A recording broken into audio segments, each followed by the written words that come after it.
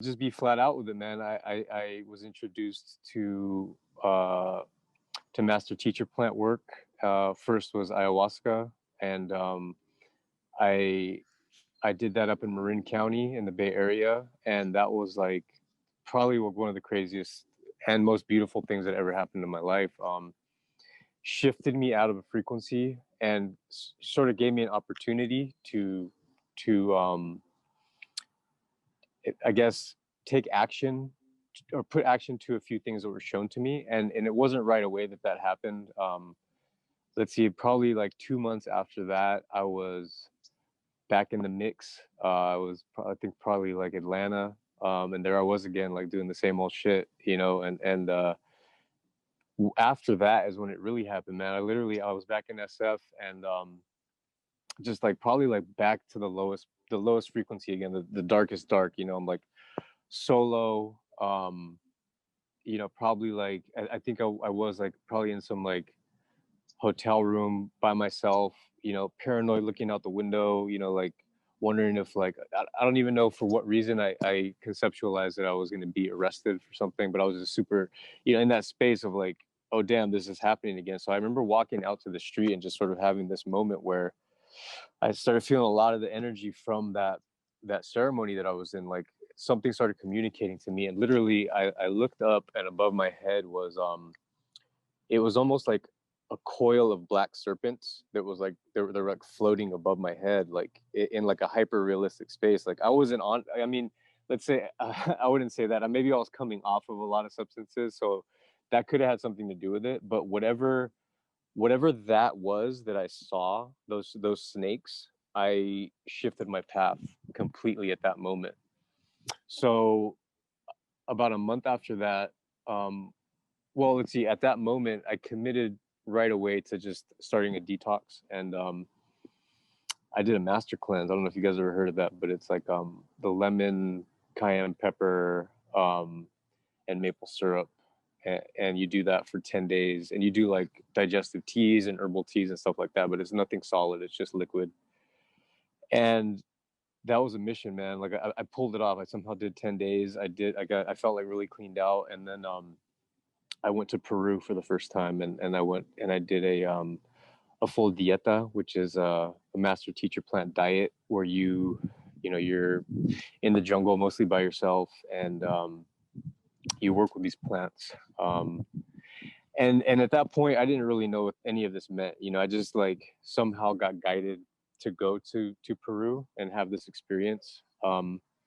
So as it starts unfolding, um, it's almost like your birth, you're given a new life in a sense, you know. So it's like there's a part where you're actually being born again. You physically sort of feel that. You feel the sort of like toddler stage of like I can't even like walk really. I can't get my footing. So and then to like start taking first steps, and finally like you're holding onto like a ledge of a table to like actually like walking outside with your shoes off and feeling like this feels different somehow, you know.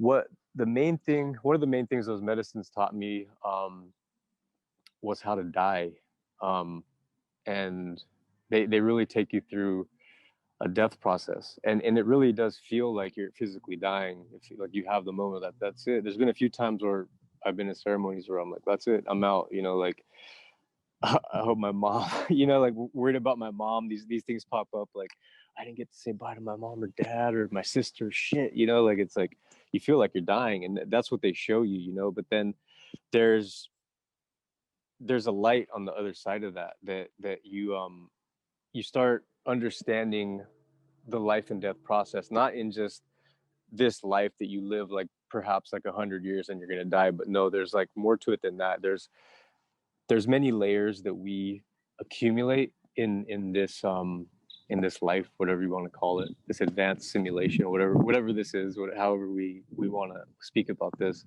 Um, and in these layers, you learn. This is from my experience, and when the learning's done, you can let that go. I think I feel like a lot of people don't know how to let those layers go. So that was a big teacher for me in working with plants, was that it was showing me like certain parts of my life and certain aspects of my life that I had developed in and perhaps learned in, but because they kept going a certain way, there was a lot of dysfunction, there was unhealthy behavior, there was unhealthy patterning connected to it. um, so I went 3 years pretty all in, like on a lightning path with medicine work. And there's something that people kept saying, like since the beginning, since I started with their like integration, integration, integration. I didn't really know what that meant until after the third year. And that's after drinking different plant medicines and working with different teachers in Peru for about 3 years. I just stopped everything completely. And that's when the real work started happening. And that's when the real integration, when I started learning what that word meant. And it's really just putting action to it, like walking the walk with all the stuff that was shown to you, either like in heightened visionary states, or in bodily sensations, or in my case, activations of my hands, and other energetic systems that I now use in my healing practices. So yeah, so it took that final, just like, that's it. I'm not, well, what really happened when, like, really, like, the last ceremony was that, like, the medicine showed me, like, yo, look what you're doing. You're not out boozing every weekend, or sniffing blow, but here you are at a medicine ceremony, right? You're still putting something in.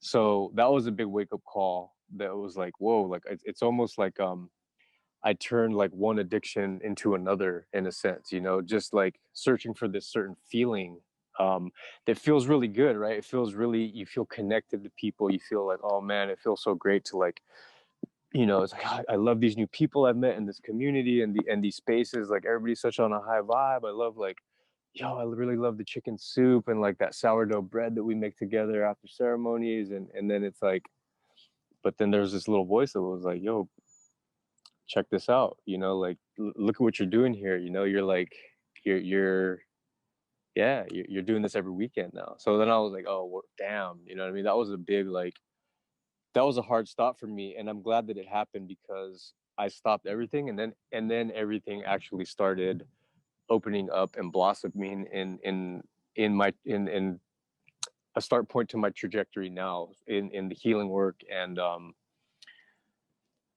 the offerings that I'm currently sharing with people. And I want to just add this in, because I feel this is important. And these are my personal experiences, and that's I think something really important to say here around all this. Healing, to me, is a big word. Healer is also a big word. I don't consider myself a healer by any means. I think everybody's healing process is very personal, and you have your own creativity and your own imagination, and you can figure out your own way to do it. And that's how I feel I did it. I kind of took little bits and pieces of things that people were showing me, and I'm like, hey, this works for me, this doesn't work for me. Like, a fast here, this breath work practice works, I don't really like how this other one feels. So it's like, it's up to the individual. It really truly is. So yeah, to your question, that was my that's what happened to me in 2014. And alongside graffiti, um, graffiti still kept happening till about 17. I was still pretty active, and I was still going in, like, in a lot of different places. I went international with it. And I remember this moment in Greece that, like, we were out, like, kind of, we're going heavy, and we found this, like, little kind of like street swap meet in Athens that had, like, this pretty bomb, like, it was like some car paint or something, just like crazy label, like super toxic, dude, but like covered super good. Like the black was like so crispy, and I remember, like, it kept getting on my hand, and my hand just, like, was like, started to, like, curl up, and it was just like, yo, you're getting sick from this, you know what I mean? So, like, I noticed that there was a connection between my my sickness and the graffiti at that point in time in 2017. So that's when I decided to actually, like, just kick back a little bit, and really get healthy, because I was attempting to do it in many ways, but I hit some part of the graffiti, the way that I was doing it was like was becoming unhealthy to my body.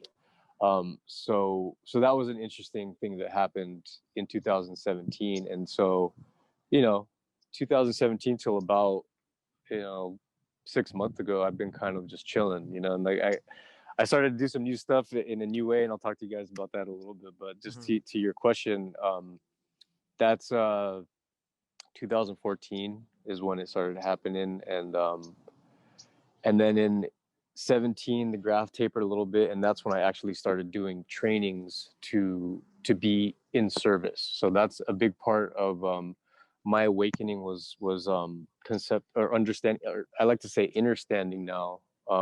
Just bringing it all in instead of understanding. To me, kind of like you're like, I'm not lower than this, but I'm actually like bringing in this information, training around it, and now offering it to people to help them in their process of waking up, of activating, of discarding old patterning that no longer serves them, that has become unhealthy, and things of that nature. So yeah, I'm pumped.